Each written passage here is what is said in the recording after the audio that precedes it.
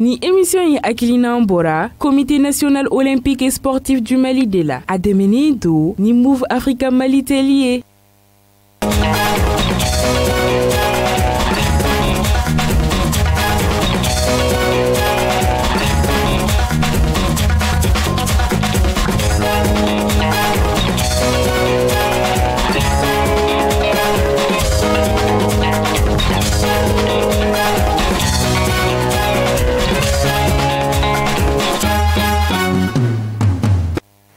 Bien dimanche mekalo klemoura en flasamba flamoura en flambeau bismillah renouveau télévision ale jabran sa fait esprit olympique jam kan o keneka anga bi bakruba la mi tour open grand prix mi sigira senga segu ko fe ni kalon kletan anani temele amanda do ale ki barola jam kale kono nambore no ambetami taekwondo ale kono la mai ka fomi luka compétition senior ale fene baro kono kunforla no wati na amanda do ale ki baro fe namba la banimi saudi jilanoli no natation kaira ka fo président to la kumbeski senga sansa nyinanta ale baro fene kunfurla ni anga bakurba yo sangani kono amina mun wala wala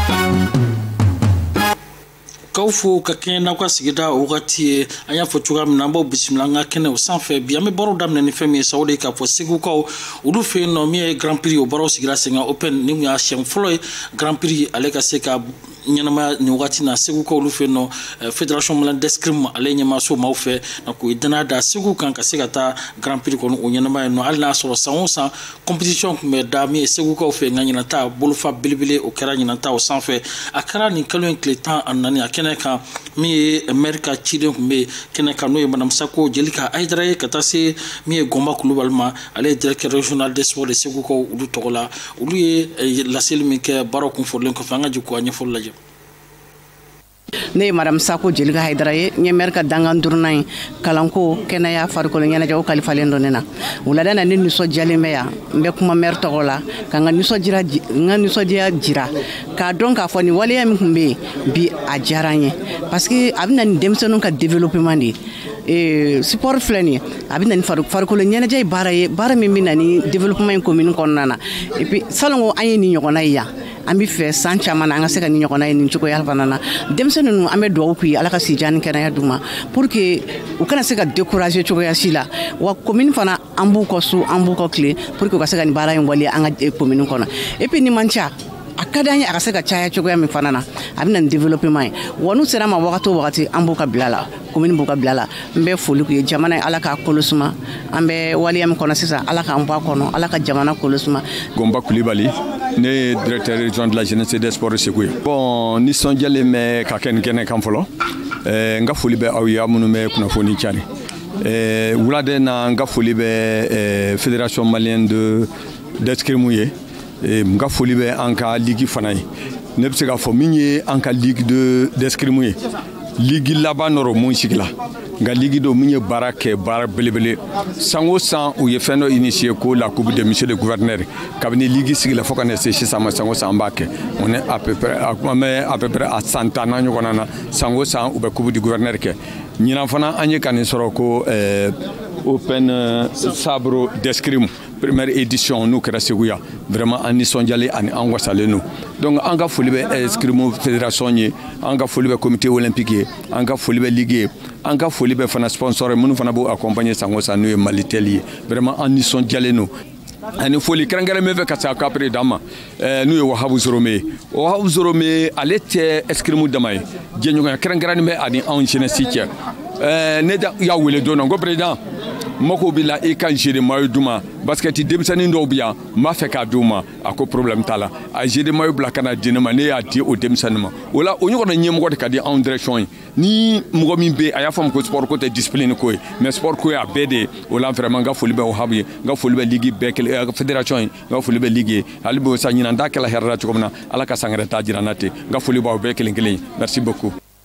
ala ko do mine ambe to mi esigu kono alsa ambe tami nyamaba no Musa Bolo nyere dinge do Musa Bolo ali ligue régionale d'escrime o nyamaba esigu ko lu feno Musa Bolo en re chake nyon fana do donc amay ka fo afina kan soja ira kusbe way wuli kan kene blaga taga escrime kan baw ana de me bagaw lu yoro la anga je ka Musa Bolo afina kan nyeful la jeno katina ani ko ni so bato ka tasmafi na nundi ma fa dadi ba fa. C'est une première depuis Ségou Ligue Sigra le 13 septembre 2013, bientôt 10 ans, en compétition Fla de Don. Nous, la Coupe du Gouverneur, Aleni Amsegafo et championnat. Mais il y a un invité à Kata, Bamako, Coupe du Maloula, Chien Fla Nyona. Mais Grand Prix d'Open, il y a Chien Fla Haka Ségou Kono, Fédération du Comité Olympique de Ka Barado, nous y a dernier dans Ségou Ligue Kanakea. Avec Kodo de Kofo, où me fait un kibarado de dama, Gilambe Segula et Escrime Gola no maître d'armes quoi. Kao kibarafo Aonyana Dala au Majawi. Donc, quand la compétition organisée en Bara Seguka ou Benyana, Kasoroka Ledu Seguka ou Benyama, Kafo Gilamba no maître d'armes quoi, Amino Konyanabo à travers ce Grand Prix d'Open à Segou. Vraiment, Anisson Jalendo, Ambe Fédération Président Fou, le commandant ou Habzouroumé, le comité olympique Niema Fanafo. Donc, à Beladjile, autorité politique administrative et surtout, tu as fini Tabam, Ségou région, à Boraka, comme la zone qui est représentant, policier, vraiment, Anisson Jalona, Amboufo, ou Yekibaram, dit Bemaya, ou Koudjiladja, Donatolo, Kaseko, ou Walia, au Gila de Bagan, sur Ségou de Kara et région, mi compétition organisée à Témé, région Beka, à part Bamako, mais il y a un maître d'armes Tamboulou, et à Blaye, qu'on a un Ségou, maître d'armes Flassoro, à Kobega Toujme, au fond, à Amanga, Parembafo. Parce que très généralement, sur le parent bebo au doux de Kondala, mais on a parlé de Bob Bamako, jeune opérateur économique de Farconia de Kadaï. Quand il tourne en Belania fois à Semi Ayake, no Oumar Dafi, Amaphobie, Kafosini, ni à la semaine, Fédération Robena, très de Nyoma Doketouni, Mimato, Nameseka, Retola, John, Bilibili Bada, au Kibara de Kmenebolo, Kofawi. Maître d'armes ko no ye Ségou ko luka lagni badoye amay ka fo fédération mal d'escrime ale togola bala samaki Moussa Samake bala le deuxième vice-président fédération mal d'escrime kono ale kumbe ka seka fédération mal ma bela jelen joro fa keneka akuma maître d'armes ko kan nga jeka bala fina ka nyafol laje ko maître d'armes ko nyana boleno amena malheureusement banam gunduna dien fambe fe no covid-19 o rekunye Ségou maître d'armes ko sumaya passé dugum me demsonu reçoit ni okol bora Dakar tara Algérie covid ko la ukunye okol datugo maintenant ko be ka noya okol na bla asenga ni okol bla asenga Ségou ko ni moko flaka do moko kelen kadu ye u se ka moko mindama ka se flama amu bla ka ta Ségou o leeru be amena wa leeru mawuli ni ala ni kira sona ma Ségou be maître d'armes soro o rebe bara nyoya Ségou ligi bolo kosobe le côté politique gestion au ligue bolo et présent bolo le côté technique au maître d'armes bolo n'era ni krasona maître d'armes que les na fo ni farjo nyana jakela to laje karaté laje ye shitokan na ye fona abe fuma ko maître do ba ko grand maître on fait na ma fo maître d'armes parce que we baraka de mi o arme sabade no ye sabouré no ye fleuré ni épée ama fo ye munumbo o mogo digro la abe fo ma ko maître d'armes karamo mun me o digi voilà o de maître d'armes maintenant pour que maître d'armes on fait au kalanedo il y a un diplôme sur diplôme qui est sans flagondo mais si ça il y a que sans que les formations accélérées au Colombie Algérie il y a maître d'armes kalanke maître d'armes kalamana ba infone na ija il y a spécialisé il y a que arbitre international au fana adama kalan il y a entraîneur fene qui spécialisé arme kelen fene na au fana adama kalan il y a que administration fene kono comme on fait l'administration kono choko mina quoi est-ce que mira fambe kalan re de bisiki banga be kalanke en même temps de pratique fene makorobe est-ce que jusqu'à 70 ans jusqu'à 70 ans. Mon gros compétition de Bédien,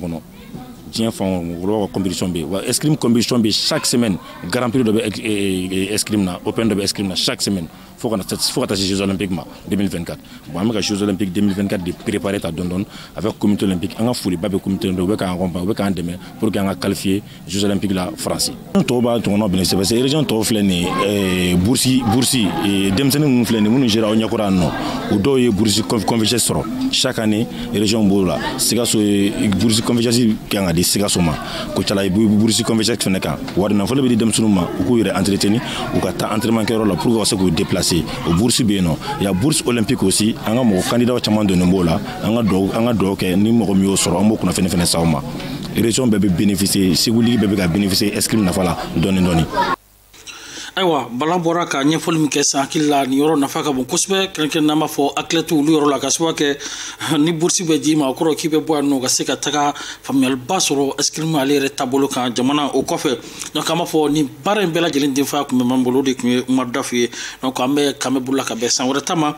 Segu kaw olu fɛ yen nɔ n'an bɔra Segu an bɛna Bamakɔ n'an bɛ taekwondo ale kɔnɔna la an b'a yira k'a fɔ min ye compétition senior ale baro fana sigira 5 ans centre mun kono la jikonkaw ulu fe no a baro kera kunungo baro kun fodla amay ka fo en fana zolenda no we nyefoli kanye baro nun tabolo ka ngaje ka don najo fana no nito Mariam Siriwe ne beje moyen de 62 la membre de l'équipe nationale féminine me foi là salvala metti merci no me dambit bon foi motivation de avec na motivé bon courage fene wala ne ba fo muso ɲɔgɔn ɲɛna ko courage de ta parce que ko ye wati na ko drone ko courage drone bi sigi yɛrɛ bamba ka tiga ko do ke yɛrɛ me foli di comité national ma ani fédération malienne de taekwondo me foli du bɛn rajina mo ko wuli ka jɔn ka cɛsiri an dɛmɛ na wala sa an ka se ka se an tiyɛrɛ bon ne tɔgɔ Sungalo Bagayoko ne bɛ jouer catégorie moyenne de 54 kg la membre de l'équipe nationale senior. Et puis mais nga sal maître club Babemba maître Balofe Arne Balo nga club mer Salmer ina me boyno bon champion en kele aller ni sonjara ko sebe parce que la fin baro mbolo bi nye champion ya jaran ala ni nga barasa wiala an nga coach nga maître sawia bon bibi na champion sigara fo eta la barako bara doron ye baram nge ibore na fasoria o doron comité olympique mogo fédération malienne de taekwondo alsa me fol baguye unche unibara ube femunu kanye alsa alaka chama blanola ube munge alsa wana doma alsa wakati moka alsa amogo be muna ni e fitine ala ko be damne dondon ni gayele alsa unche unibara ube fenfe kanye nala sonama alsa nga folbuye ube fenfe kanye ala tagono goina ya rabbi ama bono to maîtrise morus na go di maîtrise chole ne seor ga tago flanandi sant melena 2022 la nanga tago flana fola asranye fola ga entra sungolo la bo sungolo ko va reprise ge no o combat fola senior la quoi bon inata comme wati corona wati betekle bo donc même ngon nyini mo fe ku ka ko tu la me ka barake de barake be na fa chama ne swala parce que ni amego ibo ligala bate astro ye chama ne fam ne tama fam bolubija salere tan flyer no o tebelongo kulugoro bi anno siga so fenen bi anno mais olu kulugoro siga so shi dafalente mais o gon be ka compétition participer tanu muso nantai anga ina tanga amna ka chane parce que akilina championnat d'Afrique be championnat du monde be tournoi open baden fenen be non donc ni bawlu nyebla de ka nyeni 600 na la ka je bono ma fait vraiment o ga ke manganga na bola normalement o ga esprit sportif ke ni min kira ga sama ni min gana ga sama manganta la fofo tala arbitre bien non ils ont tous neutre arbitrage qu'on a au neutralité ta qu'on a reflet fleur qu'on a dimte jadim do donc ne mine ke bo do soro donc mo ko na du suga foko vraiment ni kera o te tien bien machine électronique de bambolo femme veut ka jabe électronique albitre te faut de points additionnels drongo oni ngolo an ponti wa bani no pour la machine ba tobe do comme de olympique ministère des sports ana era ka fédération ambe folisuma parce que nyanye femme veut la ni okubu ko nala oluka chesiri bala oluka juriga oluka ulika jobala su on clé angonu ka baraga moy mais baraga non fana onu ka baraga non ndi baram fanya ambe to la donc ambe jani nu fana fe o ka to ku fana o ka an fana na janga barala pour que an fana se ka ni so jaba sura nga barala to kamna Saltan ani fila olu ka ɲɔgɔn dan o kɔfɛ a ma ye k'a fɔ jɔyɔrɔ fɔlɔ kɔnɔ o kɛra foyer ta ye foyer ale sanu o 4 sɔrɔ n'o ye or ye an b'a fɔ argent 1 ale ni bronze 2 jɔyɔrɔ filanan Isfasa ale bi jɔ yen nɔ Isfasa an b'a fɔ ko ale ye min ye or 2 sɔrɔ a ye argent 3 sɔrɔ donc an b'a fɔ nin wagati na donc jɔyɔrɔ sabanan sa Ina ale y'i jɔ yen nɔ an b'a ye k'a fɔ or 2 ale ni argent 1 Ina ale y'o sɔrɔ Kulukurukaw olu bɛ t'u jɔ jɔyɔrɔ 4nan o kɔnɔna la an b'a ye k'a fɔ Kulukuru fana ye or 2 sɔrɔ donc an b'a fɔ ale ni bronze 2 nin wagati na donc o kɔfɛ sa jɔyɔrɔ dunna Fourrière ale bɛ t'i jɔ yen nɔ Fourrière an b'a fɔ k'a fɔ k'ale ye or 1 sɔrɔ ale ni min ye argent 2 ale ni bronze 2 o kɔfɛ sa jɔyɔrɔ 6nan Kampara ale bɛ yen nɔ Kampara ye or 1 sɔrɔ an b'a ye k'a fɔ ale ni bronze 1 donc jɔyɔrɔ 7nan sa o bɛ lycée Badala ale bolo or 1 ale ni bronze 1 donc jɔyɔrɔ 7nan lycée Badala donc ala an bɔra k'o fɔ sisan nɔ donc min ye or 1 ale ni bronze 1 donc o kɔfɛ min ye Sikasokaw ye jɔyɔrɔ 8nan olu bɛ jɔ yen nɔ jɔyɔrɔ 8nan or 1 an b'a fɔ o dira min ye Sikasokaw olu ma nɔ CMK ale bɛ jɔyɔrɔ 9nan na an b'a ye k'a fɔ argent 3 donc ale y'o sɔrɔ a nin wagati na ale ni bronze 4 donc min ye jɔyɔrɔ 10nan ye sa o ye lycée sportif Ben Oumar Sy ye an b'a ye k'a fɔ olu ye argent 2 sɔrɔ ale ni bronze 4 jɔyɔrɔ 11 na Kala Sport donc ale ye argent 1 ale ni bronze 1 sɔrɔ k'a datugu jɔyɔrɔ 12nan na sa donc min ye progrès ale ye bronze 1 sɔrɔ ni ye on se bɔ classement par équipe ye donc compétition bɛɛ lajɛlen kun fɔrɔlen kɔfɛ combat bɛɛ lajɛlen kun fɔrɔlen kɔfɛ donc min ye fédération ɲɛmaa ye an b'a fɔ maître Alioune Badara Traoré donc an b'a fɔ nin wagati na donc a ka wulikajɔ a n'a ka cɛsiri la a n'a ka fédération baarakɛlaw bɛɛ lajɛlen donc an bɛ bɔ taekwondo kɔnɔ an bɛ taa jila nɔli la n'o ye natation ye k'a jira k'a fɔ coupe du président donc n'o ye président tɔgɔla coupe ye o baara min sigira sen kan ɲina a kun fɔrɔla kunun ko min ye piscine olympique kɔnɔna la an b'a ye k'a fɔ min ye on fait Sabou Traoré n'ale deuxième vice-président donc ale tun bɛ kɛnɛ kan donc a n'a ka premier vice-président fɛnɛ donc n'o ye EGK ye a fɛnɛ tun bɛ kɛnɛ kan kunungo donc ka taa se natation bureau maa caman ma a baaraw kun fɔrɔlen kɔfɛ min ye Sabou Traoré a ye ɲɛfɔli kɛ u ka ɲinanta kan n'o ye coupe président tɔgɔla coupe ye a ye ɲɛfɔli min an ka jɛ ka dɔɔni lajɛ o la.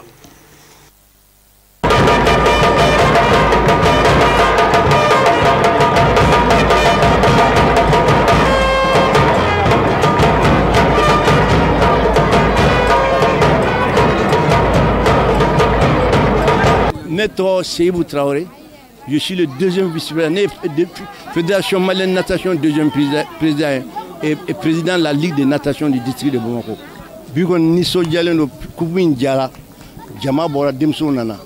Bon, 64 personnes, Demson Ouri Najera. Donc, bon, Ligue Nani Tumala, bon, Koboulon l'a de participer à la natation. Oui, Kuna Wolo de Djalanya Kosebe. O de y'a to an y'a fɔ ko compétition ɲana a diyara n ye bi n y'a niveau yɛlɛnna parce que cogo min na an b'a fɛ Mali ka taa ɲɛ a domaine bɛɛ de don fɛn fɛn sport kɛra sport o natation fɛn wɛrɛ an b'a fɛ Mali ka taa ɲɛ Mali taa ɲɛ o de b'a kɔnɔ o de y'an ka baara ye o de y'an ka laɲiniw ye bon bi an ye denmisɛn caman bɛ an y'u wele école la u kana a ye k'a fɔ denmisɛnnin fitininw u bɛ se ka bila ji la den kabini a b'a ba kɔnɔ a bɛ nager donc o kɔrɔ a bɛ ji dɔn n'a bɔra kɛnɛ ma depuis 2 ans an b'u kala ji la 3 ans 4 ans u ka se ji la an ye denmisɛnninw bila ji la pour ka dusu don denmisɛnnin tɔw bolo u fana kana k'u tɔgɔ sɛbɛn ka na se ka nager ka ɲa n'i ye nager i b'i yɛrɛ sauver mɔgɔ wɛrɛ sauver ni nager funteni mun bɛ jamana in kɔnɔ bi i bɛ lafiya i bɛ sunɔgɔ problème t'i la o de y'a kɛ an b'a fɛ denmisɛnninw ka dusu ta bɛɛ ka na wa nin ye occasion de sa k'a jira dutigiw la k'a fɔ bi funteni mun b'anw yɛrɛ bara o funteni yɛrɛ kama i bɛ denmisɛnninw bila u kana nager n'u nagera non seulement u bɛ sɛgɛn u bɛ lafiya n'u taara so u bɛ sunɔgɔ tranquillement o ye kelen ye filanan n'u sera ji la yan'u ka taa kɔw nin kɔnɔ ka taa ji daw la ka bɔ ka bin ka to yen u bɛ se ji la ou bien ka bin Jakarta la ji kɔnɔ i tɛ ka bɔ ka bɔ mobili la an b'a fɛ k'a kɛ maliyɛn den mana bin ji la waati fɛn fɛn a bɛ se k'a yɛrɛ bɔ an ka laɲini y'o de ye. Athlètes 64 olu ka ɲɔgɔndan kɔfɛ an b'a ye k'a fɔ cɛ 44 b'a ko la ka se muso 20 ma an b'a ye k'a fɔ tɔn minnu ye ɲɔgɔn sɔrɔ sa Jikɛ club b'o la Akɔ club Jilɔn ale ni Bama Saba ka taa se Kayi ale ni Kulukoro ma an b'a ye k'a fɔ garde national Kokura olu kɔni ye jɔyɔrɔ fɔlɔ sɔrɔ an b'a ye k'a fɔ min ye or 6 ale ni argent 3 nin wagati na donc min ye bronze argent 5 ale ni bronze 3 donc min ye jɔyɔrɔ filanan ye sa Akɔ club ale y'i jɔ yen nɔ or saba donc argent kelen ale ni bronze woro joro sabana amba ka fo mi ne watina kulukurukaw o ya kulukurukaw ya nya joro sabana na ne watina or fla bambulo donc mi argent nani ale ni bronze fla mi joro nanna sa protection civile ale jono ni or fla ni watina argent fla ale ni bronze fu donc joro duna sa jeke club ale jono amba ka fo jeke club ale kon ma or soro donc mi argent kelen ale ni bronze kelen joro woro na ba masaba donc ama ka fo ba masaba fona ma or soro ama argent soro bronze kelen ale soro joro gulum flana kay kaw ulu jono ayra ka fo kay ama or soro ni zin ama argent soro ni zin wa bronze fona amo fona soro kase ka baro kon kunche sami mafi malkité donc moment malkité ale ekibora bela jelen dans enclos kan watina donc obe dansi anga jamukana ka bela jelen fo ka bela jelen wala mando ka kambe buluda ka bed machine tama ni alaw irano Ni émission yi akilina mbora Comité national olympique et sportif du Mali de la Ademeni do ni Move Africa Mali Telier.